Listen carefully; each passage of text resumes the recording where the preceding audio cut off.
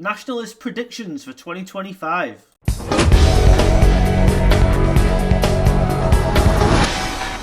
Richard Walker has written for that rag The National and given 5 predictions for 2025, which actually you'll find it hard to believe, but I actually agree with a couple of them, and the other 2 are completely ludicrous. Prediction number 1, he said the campaign for independence will continue to gather strength. Now, it's not continued to gather strength for a long time, but I believe because of this Labour government, there is a chance that the independence campaign will actually gather more pace again, because people are going to look at this government in Westminster and say, what the hell are they doing for us? And I'm afraid you've got to have some sympathy with that view. They are doing nothing to hold the union together, quite the opposite. His prediction number 2 was that Operation Branchform will wind up with no prosecutions. Now that could be partly true, it could not. I mean, let's face it, Murrell has already been charged.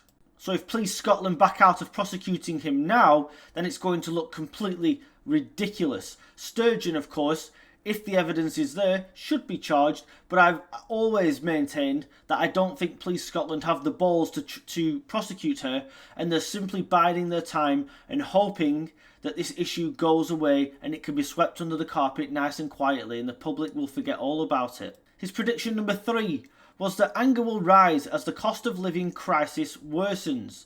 Now that's not a difficult prediction to make. Anger is already at fever pitch through this cost of living crisis, and it is once again a cost of living crisis not helped by Holyrood, certainly not helped by the Welsh Senedd, and definitely not helped by this Labour government in Westminster who are determined to tax the arse out of you on the altar of net zero.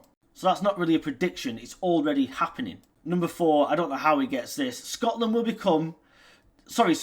secure its position as Holyrood's go-to destination for film locations. Now, Scotland is actually a popular destination for filming films, especially if you need magnificent countryside, etc. Old castles maybe, such as Hogwarts in the Harry Potter series. Fine, but it's not going to secure massive investment through Hollywood, I'm afraid. And he said, number 5, Commonwealth Games fever. Now, there will be some excitement about the Commonwealth Games, no doubt. However, there's a reason that Australia didn't want to host it. It's too expensive to host and the financial benefits are not good enough, and the money you are given as a grant to host the Games is nowhere near what it used to be. I predict the Commonwealth Games will be an economic disaster for Scotland, and then the SNP will be cap in hand again asking to be bailed out because it has cost them a fortune. Some sensible predictions, I don't like them, but some sensible predictions, and the rest are complete guff.